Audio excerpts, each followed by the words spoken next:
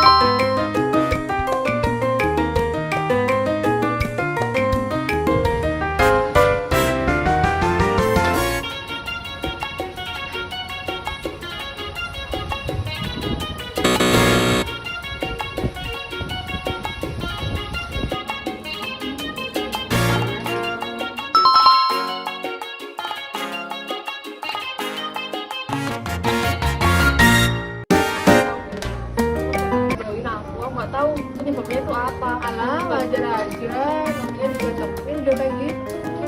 Udah bawa santai aja, nggak usah dipikirin terlalu lagi, biasa aja.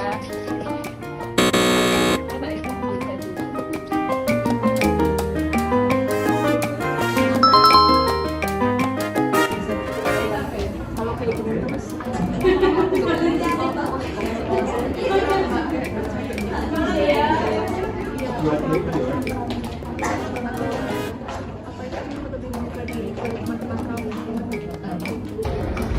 Nah, itulah hal-hal yang perlu diperhatikan untuk menjadi seorang konselor yang baik. Let's be a good counselor! Hello, I'm Shelley Duvall. Hello, I'm Shelley Duvall. Hello, I'm Shelley Duvall. Hello, I'm Shelley Duvall. Hello, I'm Shelley Duvall. Kamu lebih suka didengarkan atau mendengarkan? Kalau aku sih mendengarkan ya. mendengarkan merupakan prasyarat bagi konselor untuk dapat memberikan respon atas strategi secara tepat dalam suatu konseling.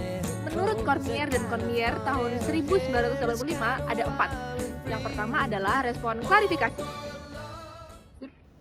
Aku tuh akhir-akhir ini tuh banyak masalah, entah itu orang tua aku yang jarang aku hubungin, terus apa orang tua aku ngira aku nggak peduli lah atau aku cuek lah, padahal emang akhir-akhir ini tuh aku banyak tugas dan orang tua aku tuh nggak bisa ngertiin aku gitu. Apakah yang kamu maksud komunikasi kamu dengan orang tua sedang tidak baik-baik saja? Iya, Yang kedua, respon parafrase. iya benar gitu, kadang tuh kayak ngerasa capek sendiri, kita yang harus ngertiin orang tua juga nggak ngertiin perasaan kita gitu. Oke, jadi kamu akhir-akhir ini merasa lebih capek, jadi mood kamu berantakan, kamu juga harus lebih mengerti perasaan orang tua kamu juga ya.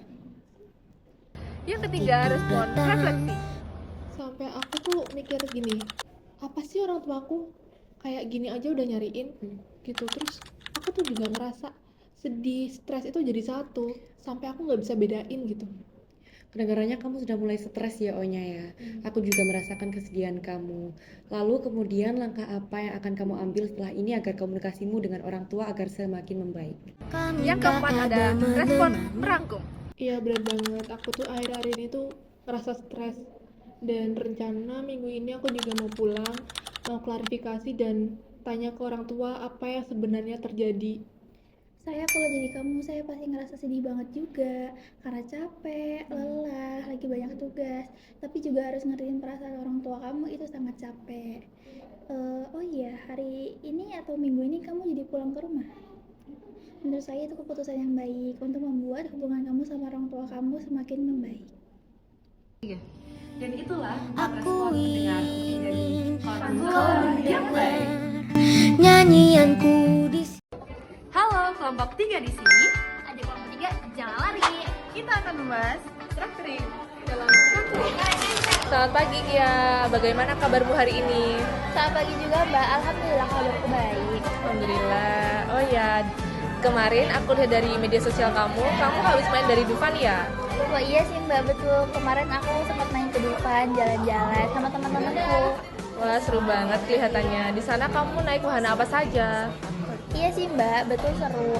Tapi ya aku cuma naik wahana yang lala sama istana boneka Mbak. Soalnya aku tuh akhir-akhir ini lagi banyak pikiran. Oh begitu, boleh ceritakan mengapa kamu akhir-akhir ini menjadi banyak pikiran dan bersedih seperti itu? Sebenarnya Mbak, akhir-akhir ini aku banyak pikiran tuh karena aku tuh merasa tertekan Mbak sama lingkungan kerja aku yang sekarang. Aku tuh maunya resign sesegera mungkin, tapi ya aku tuh masih butuh income, jadi makanya aku kepikiran Mbak. Nah, setelah melakukan proses hubungan raport, maka selanjutnya adalah teknik structuring. Yang pertama, kontrak dengan kalimat berikut. Terima kasih telah bercerita. Sebelum kita lanjut lebih jauh, saya akan menyampaikan beberapa hal agar proses konseling kita berjalan dengan nyaman. Cerita yang Anda sampaikan akan saya jaga kerahasiaannya. Dan jika masalah ini belum selesai pada pertemuan pertama, kita akan mengagendakan pertemuan-pertemuan selanjutnya. Semoga Anda bisa melakukan proses konseling dengan konsisten. Yang kedua, time limit. Dengan kalimat, kita hanya memiliki waktu sekitar 45 menit untuk berbicara pada hari ini. Saya harap kita bisa menggunakan waktu secara efektif. Action limit, kita akan membicarakan banyak hal tentang masalah ini. Bagaimana cara memecahkannya? Mungkin suatu saat nanti kamu akan merasakan ketidakpuasan, frustasi, kekecewaan. Kamu boleh menyatakan kembali tentang perasaan yang tidak puas dalam diri kamu, tetapi kamu tidak boleh merusak barang-barang yang ada di ruangan ini, dan kamu tidak boleh menyakiti, melukai saya secara fisik dan secara langsung. Yang keempat, role limit. Dengan kalimat, dalam hubungan kali ini, peran saya adalah mendengarkan apa yang sedang kamu katakan, kemudian memahami apa yang sedang menjadi masalahmu, dan berusaha untuk memecahkan masalah tersebut. Saya akan dapat berusaha membantu kamu jika kamu dapat terbuka dengan apa yang sedang kamu ceritakan kepada saya. Saya juga akan menjamin kerahasiaan kamu agar tidak saya sebarkan kepada mana. Maka dari itu, apakah kamu paham dengan apa yang sedang saya katakan? Yang kelima ada proses dan prosedur. Saya akan mencoba menanggapi dan merespon, serta menjelaskan informasi tentang permasalahan Anda, serta faktor-faktor yang membentuk dan mempertahankannya. Apakah Anda nyaman dan setuju dengan ini?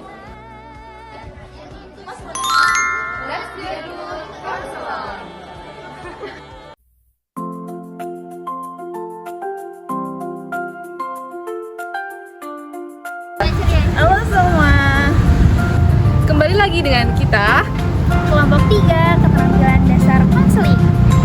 Pada video kali ini kita akan membahas Macam-macam respon tindakan.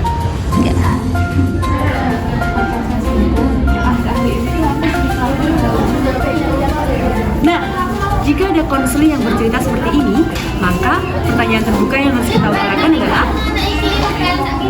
setelah Anda mengetahui pacar Anda selingkuh, respon pertama kali Anda itu bagaimana, dan berikan contoh benar hal-hal buruk seperti apa yang Anda lakukan akhir-akhir ini.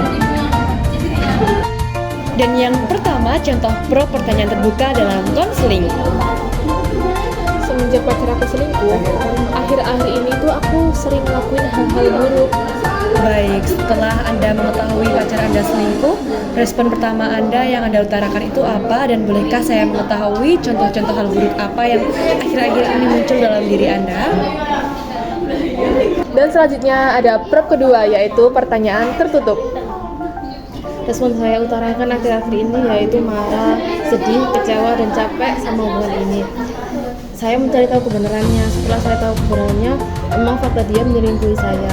Contoh hal buruk akhir-akhir ini yaitu saya sering melamun sambil menangis. Saya bertanya pada diri sendiri, saya kurangnya apa? Setelah kamu merasakan banyak emosi yang seperti itu, tindakan kamu sama hubungan kamu itu, apa kamu lebih memilih untuk bertahan atau memaafkannya, atau kamu ingin menyudahi hubungan tersebut? Pengennya lanjut sih. Yang kedua, konfrontasi bagian diskrepansi, menyampaikan antara pesan verbal dan non-verbal. Saya memaafkan dia karena saya masih sayang sama dia sih, dan memang hubungan kita sudah berjalan agak lama. Anda mengatakan bahwa Anda masih sayang dengan pacar Anda. Tapi dari ekspresi wajah Anda yang dapat saya lihat, Anda gelisah, capek, dan juga murung. Selanjutnya, diskrepansi antara langkah-langkah tindakan dan perilaku. Menurut saya, dia itu satu-satunya orang yang sayang sama saya dan segala-galanya bagi saya. Anda mengatakan bahwa dia yang paling sayang kepada Anda dan segala-galanya bagi Anda. Tapi yang saya lihat dari cerita Anda sudah mengalami kesedihan dalam hubungan percintaan Anda. Selanjutnya yaitu diskrepansi antara dua pesan verbal. Tapi sih saya masih sayang sama dia. Ya biarpun kadang dia bikin saya kecewa, sedih, dan karena ekspektasi saya juga mungkin ya ke dia yang terlalu berlebihan. Jadi Anda masih mau melanjutkan hubungan ini karena Anda masih sayang, meskipun dia sering membuat Anda sedih. Selanjutnya, diskrepansi antara dua pesan nonverbal. Iya. Anda tersenyum, tapi di saat yang bersamaan Anda merasa sedih juga. Selanjutnya, diskrepansi antara dua pribadi. Aku tuh pengen masalah yang cepet selesai, tapi aku tuh malas buat dengerin penjelasan dari pacarku.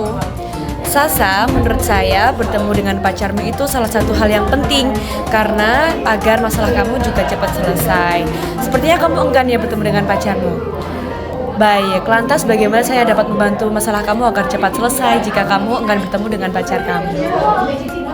Diskrepansi antara pesan verbal dan konteks. Iya sih, ada nggak ya cara buat nyelesain masalah tanpa harus dengerin pacarku? Atau aku datengin aja selingkuhannya? Anda ingin menyelesaikan masalah tetapi tidak mau mendengarkan penjelasan dari pacarmu, tetapi Anda malah ingin bertemu dengan selingkuhannya. Bukannya itu memperburuk Anda dengan hubungan Anda dengan pacar Anda? Yang ketiga ada interpretasi. Semua tampak membingungkan sih. Seandainya aja ada dia di sini, pasti semua masalah sudah selesai. Sepertinya Anda sangat yakin ya bahwa pacar Anda itu adalah ketenangan kehidupan bagi Anda. Yang keempat, pemberian informasi. Sebenarnya saya bingung banget sih Mbak, kenapa dari dulu saya itu sulit banget memutuskan pacar saya. Padahal sudah jelas-jelas bahwa saya memang berkali-kali disakitin. Kenapa ya kira-kira? Baik, Mbak Sasa, untuk hal ini ada dua hal yang perlu kita diskusikan. Yang pertama, bagaimana jika Anda memutuskan pacar Anda? Yang kedua, bagaimana Anda merespon emosi yang Anda alami sendiri? Karena seringkali kita sebagai pasangan sulit mengatur ego kita masing-masing. Betul, Mbak? Betul sekali. Yang kelima, penyegeraan. Saya merasa pembicaraan kita agak membingungkan. Apakah kamu merasa lelah atau ada hal lain yang mengganggu pikiranmu? Yang keenam, pengungkapkan diri. Iya, aku bingung banget. Kalau aku mau lanjutin, aku sendiri yang sakit. Tapi kalau aku putusin, siapa lagi yang mau sayang sama aku? Iya, saya paham apa yang kamu rasakan. Saya juga sering kebingungan dalam memilih hal seperti kamu. Namun lambat laun, ternyata saya sadar, pasti banyak orang yang sayang sama saya. Mungkin itu bisa menjadi bahan pertimbangan kamu.